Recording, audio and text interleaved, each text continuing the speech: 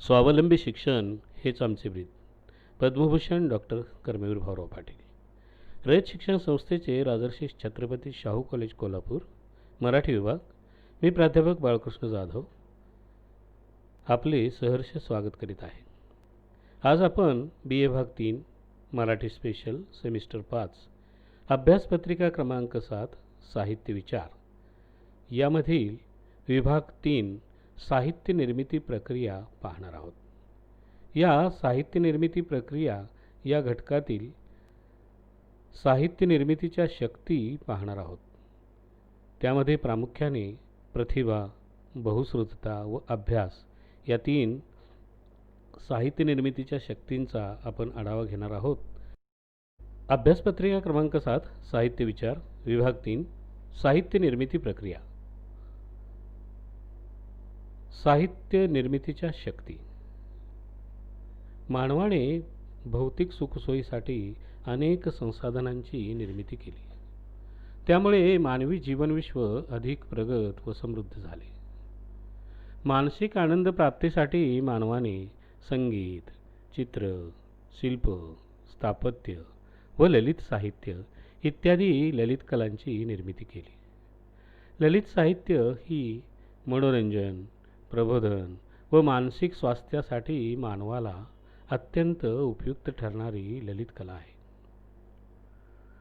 मम्मट, भामह, रुद्रट, दंडी व अभिनवगुप्त इत्यादी अनेक संस्कृत विचारवंतांनी आपल्या संस्कृत ग्रंथातून ललित साहित्याच्या निर्मितीसाठी कारण ठरणाऱ्या शक्तींचा ओहोपोह केलेला आहे.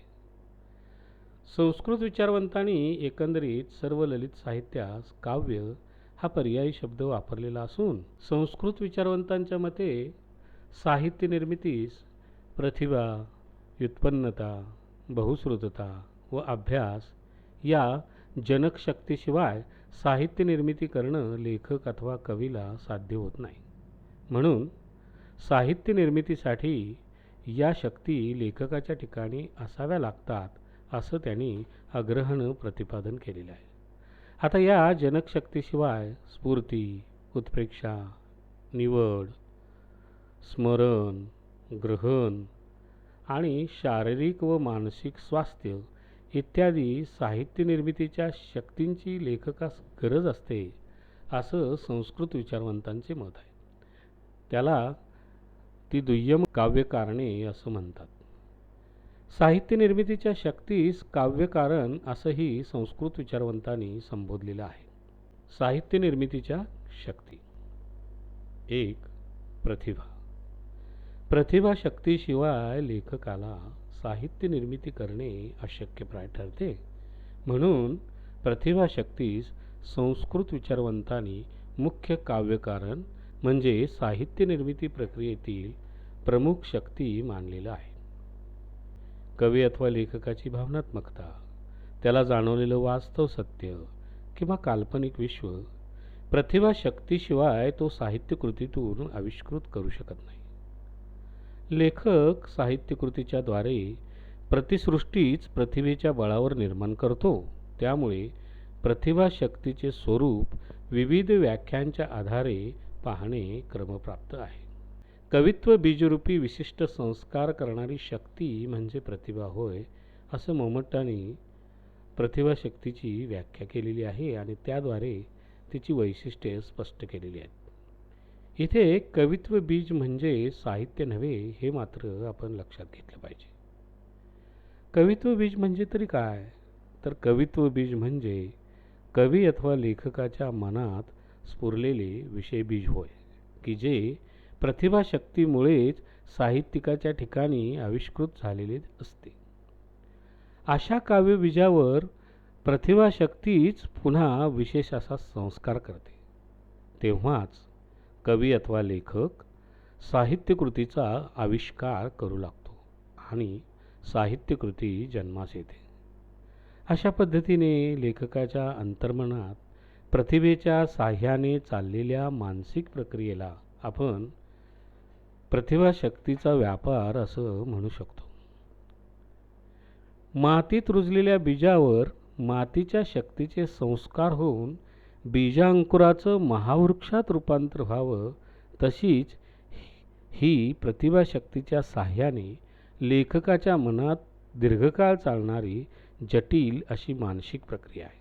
म्हणून कवित्व बीजावर विशेष संस्कार करणारी शक्ती म्हणजे प्रतिभा होय, असे मम्मटाने म्हटलेलं आहे.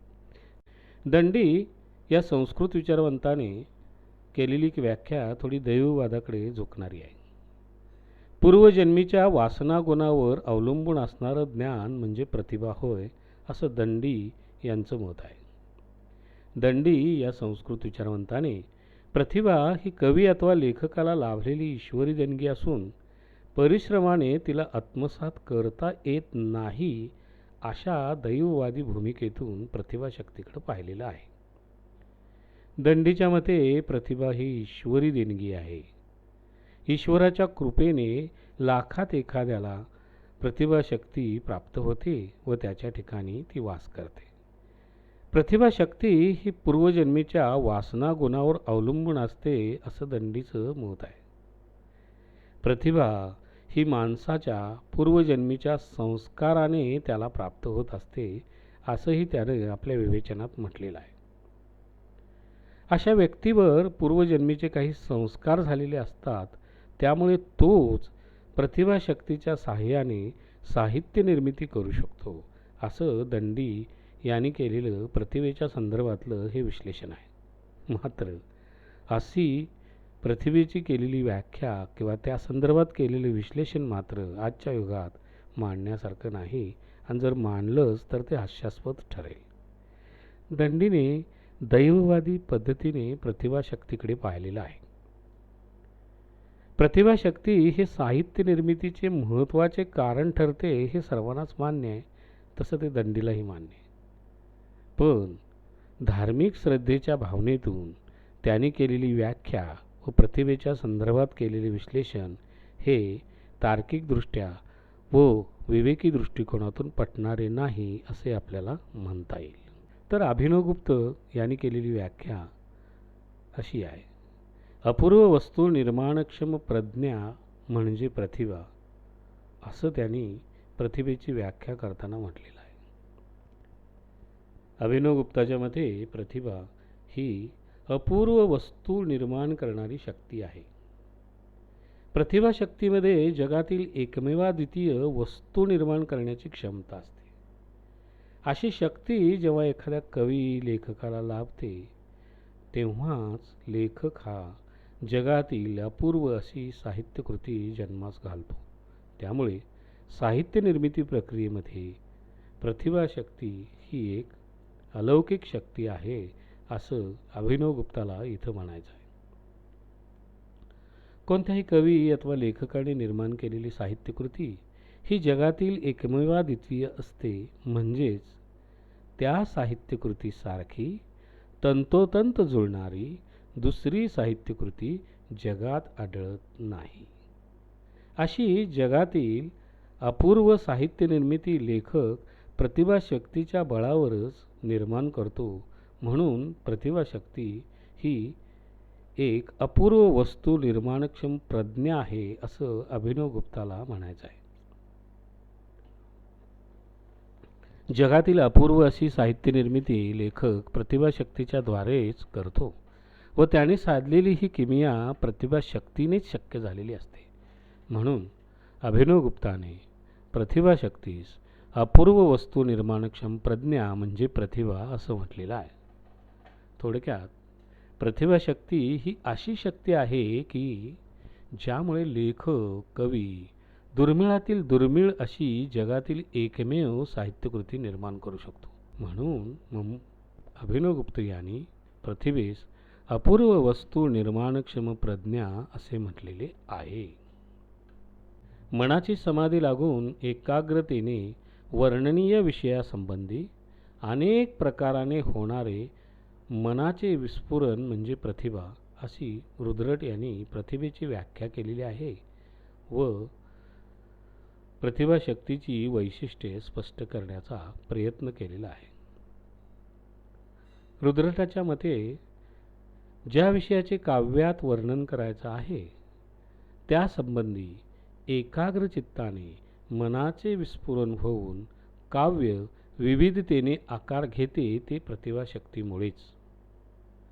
साहित्य निर्मिती करत असताना लेखकाच्या मनाची समाधी लागणे म्हणजे मन तल्लीन होणे, काव्य स्फुरू लागणे ही सगळी प्रतिभेची किमी आहे. या दृष्टीने प्रतिभेचे महत्त्व अधिक आहे असं रुद्रटाने सांगितलेलं आहे. प्रतिभाशक्ती ही एखाद्यास नैसर्गिकरित्या प्राप्त होते, तर काहींना ती परिश्रमाने साध्य करता येते. हे रुद्रट यांनी मांडलेलं मत मात्र इतर विचारवंतांच्या पेक्षा वेगळं आणि अत्यंत महत्त्वाचं आहे असं आपल्याला दिसून येईल. कवित्व बीजाच्या आधारे उचित शब्दरचना करून साहित्य निर्माण करण्याचे सामर्थ्य साहित्यिकाच्या मनाच्या तल्लीनतेमध्ये असते. मनाचे विस्फुरण झाले की काव्य जन्मास येते. म्हणून मनाचे विस्फुरण होण्यासाठी, मनाची समाधी लागण्यासाठी, एकाग्र चित्तानं एखाद्या विषयासंबंधी चिंतन करण्यासाठी प्रतिभाशक्ती ही लेखकाला सातत्याने मदत करत असते आणि त्यामुळेच साहित्यकृतीला लेखक जन्म देतो. म्हणून त्यांनी प्रतिभाशक्तीला मनाचे विस्फुरण करणारी शक्ती की जी लेखकाला एकाग्र बनवते, मनाची समाधी लागून अनेक वर्णनीय विषयासंदर्भाने त्याला विस्तृतपणाने मांडणी करण्यासाठी सहकार्य करते. म्हणून प्रतिभाशक्ती ही एक महत्त्वाची शक्ती आहे असं रुद्रट यांनी मानलेलं आहे. संस्कृत विचारवंतांनी प्रतिभाशक्तीकडे असं वेगवेगळ्या दृष्टिकोनातून पाहिलेलं आहे. हे त्यांच्या विविध व्याख्येच्या आधारे आपण पाहिलं.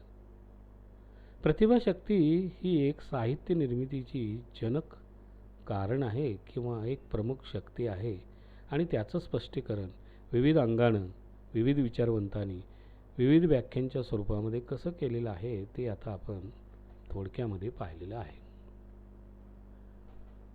साहित्य निर्मिती प्रक्रियेमध्ये दुसरा एक अत्यंत महत्त्वाचा घटक म्हणजे शक्ती, ती म्हणजे बहुश्रुतता. आता बहुश्रुतता हे समजून घेताना आपण बहुश्रुत म्हणजे काय हे आधी समजून घेतलं पाहिजे. तर बहुश्रुत म्हणजे खूप काही ऐकलेलं किंवा श्रवण केलेले असा त्याचा वाच्यार्थ होतो.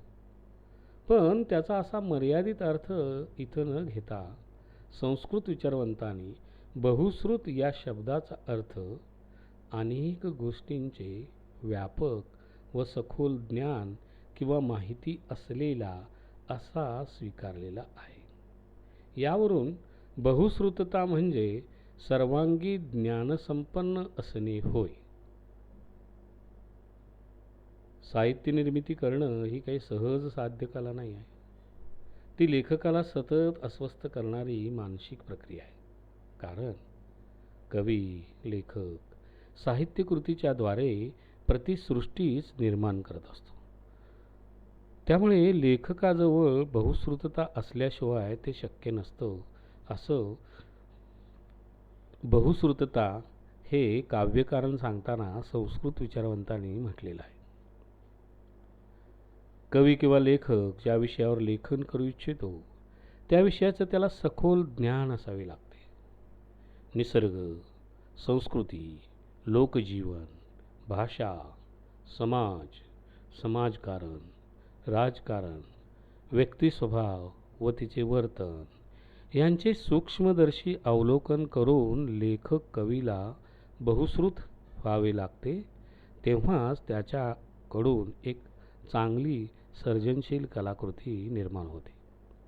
म्हणून बहुश्रुतता या साहित्य निर्मितीतील शक्तीला एक महत्त्वाचं स्थान असलेलं आपल्याला दिसतं. भारतीय संस्कृती व समाज व्यामिश्र असल्याने तिला पांढरपेशी, शहरी, ग्रामीण, दलित व आदिवासी असे विविध सामाजिक स्तर व कांगोरे आहेत. तेव्हा त्यांचे लोकजीवन, आचारविचार साहित्यातून व्यक्त करण्यासाठी लेखक हा बहुश्रुत असावा लागतोच. तरच त्या लेखकाकडून सकस, वास्तवदर्शी साहित्यकृती निर्माण होते. म्हणून बहुश्रुतता हे साहित्य निर्मितीची महत्त्वाची शक्ती आहे असं आपल्याला म्हणता येईल, किंवा बहुश्रुतता हे साहित्य निर्मितीचे जनक कारण आहे असं आपल्याला मान्य करावं लागतं. त्यानंतर तिसरी शक्ती आहे ती म्हणजे अभ्यास. संस्कृत विचारवंतांनी अभ्यास हा शब्द व्यापक अर्थाने न वापरता तो इथे मर्यादित अर्थाने योजलेला आहे. म्हणजे कलाकृतीच्या निर्मितीसाठी आवश्यक ठरणाऱ्या बाबींच्या रचनातंत्राचे व्यापक व सखोल अध्ययन करणे एवढ्याच विशेष अंगाने अभ्यास या घटकाचा संस्कृत विचारवंतांनी इथे एक साहित्य निर्मितीतील शक्ती म्हणून विचार केलेला आहे. लेखक अथवा कवीला आपल्या मनात तयार झालेल्या विषयवस्तूला कविता, कथा, कादंबरी, नाटक इत्यादी कोणत्याही वाङ्मय प्रकाराच्या आकृतिबंधात साकार करण्यासाठी कलात्मक मांडणी करावी लागते. त्यासाठीच लेखक अथवा कवीला अभ्यासाची आवश्यकता असते. आता अभ्यास हा एक मर्यादित अर्थाने स्वीकारलेला शब्द आहे असं आपल्याला दिसतं. म्हणजे पहा, लेखक अथवा कवींनी सर्जनशील कलाकृतीच्या निर्मिती प्रक्रियेमध्ये पारंगत होण्यासाठी पूर्वसुरी लेखकाने निर्माण केलेल्या साहित्यकृतीचे अध्ययन करून त्यातील कलात्मक रचनातंत्र अवगत करावं. वृत्तरचना, समर्पक अशी अलंकारिक भाषा, रसात्मकता, शैली व रूपबंध इत्यादी रचनातंत्राचा लेखकाने अभ्यास करावा असे संस्कृत विचारवंत मानतात, आणि याच मर्यादित अर्थाने त्यांनी अभ्यास ही साहित्य निर्मितीतील शक्ती स्वीकारलेली आहे. शब्दरचना, लयबद्धता, आशय व भावसौंदर्य आणि वर्णनात्मकता इत्यादी घटकांचा सूक्ष्मदर्शी अभ्यास अगोदरच्या म्हणजे पूर्वसुरी लेखकांच्या साहित्यकृतीच्या वाचनाने आणि अभ्यासाने केला तरच कवी लेखकास चांगल्या दर्जाची साहित्यकृती निर्माण करता येते, आणि ती अभ्यासाने अशा लेखकाला ती शक्य असते असं संस्कृत विचारवंतांचं मत आहे. अभ्यास हा घटक अशा पद्धतीने साहित्य निर्मितीस पोषक ठरतो. म्हणून संस्कृत विचारवंतांनी अभ्यास या साहित्य निर्मितीच्या घटकास एक प्रतिभाशक्तीबरोबरच बहुश्रुतता आणि अभ्यास या शक्तींनाही महत्त्वाचं स्थान दिलेलं आहे. समारोप. प्रतिभा, उत्पन्नता, बहुश्रुतता व अभ्यास या चार घटकांना संस्कृत तथा पौर्वात्य विचारवंतांनी साहित्य निर्मितीच्या शक्ती मानलेल्या आहेत. याशिवाय एक दुय्यम शक्ती किंवा दुय्यम काव्यकारण म्हणून स्फूर्ती, औचित्य, निवड, स्मरणग्रहण, शारीरिक व मानसिक स्वास्थ्य इत्यादी दुय्यम काव्यकारणांचा वरील विचारवंतांनी परामर्श घेतलेला आहे. प्रतिभाशक्ती ही एक अलौकिक शक्ती असून ती लाखात एखाद्याला प्राप्त होते. या दृष्टीनं प्रतिभा ही दुर्मिळ शक्ती ठरते. प्रतिभाशक्तीद्वारेच कवित्व बीजावर लेखकाला विशेष संस्कार करता येतात. प्रतिभाशक्तीद्वारेच कवी अथवा लेखक अपूर्व म्हणजे जगातील एकमेवाद्वितीय कलाकृती निर्माण करू शकतो. असे वरील व्याख्यावरून आपल्याला निदर्शनास येतं, आणि त्यावरून प्रतिभेचं महत्त्व आपल्या लक्षात येतं. प्रतिभेच्या संदर्भात संस्कृत विचारवंतांच्या केलेल्या मांडणीमध्ये काही मतभिन्नता असली तरी प्रतिभा ही एक अलौकिक शक्ती आहे, आणि ती लेखकास साहित्य निर्मिती करण्यास उपयुक्त ठरते याबद्दल त्यांच्यात एकमत असलेले दिसतं. लेखक, कवी बहुश्रुत असेल तरच त्याला समाज, संस्कृती व लोकजीवन कलाकृतीतून सकसपणे वास्तववादी रूपात मांडता येतं असं संस्कृत विचारवंतांचं मत आहे. लेखक बहुश्रुततेच्या बळावर त्याला जाणवलेल्या सामाजिक विश्वाचे कल्पनेच्या साह्याने साहित्यरूपी प्रतिसृष्टी निर्माण करू शकतो असं आपल्याला दिसतं. आणि अभ्यासामुळे कवीला किंवा लेखकाला कोणत्याही वाङ्मय प्रकारात साहित्य निर्मिती करण्याचे कौशल्य प्राप्त होते. अशा पद्धतीने संस्कृत तथा पौर्वात्य विचारवंतांनी साहित्य निर्मितीस कारण ठरणाऱ्या शक्तींचा परामर्श घेतलेला आहे. तो आपण व्हिडिओ क्रमांक 1 मध्ये आत्ता पाहिला. आता यानंतर ज्या दुय्यम काव्यकारणं असं ज्याला संस्कृत विचारवंत म्हणतात, ती काही काव्यकारणं आणि पाश्चात्य विचारवंतांनीही स्वीकारलेली काही काव्यकारणं किंवा साहित्य निर्मितीच्या शक्ती ज्या आहेत त्या पुढच्या व्हिडिओमध्ये आपण पाहणार आहोत. धन्यवाद.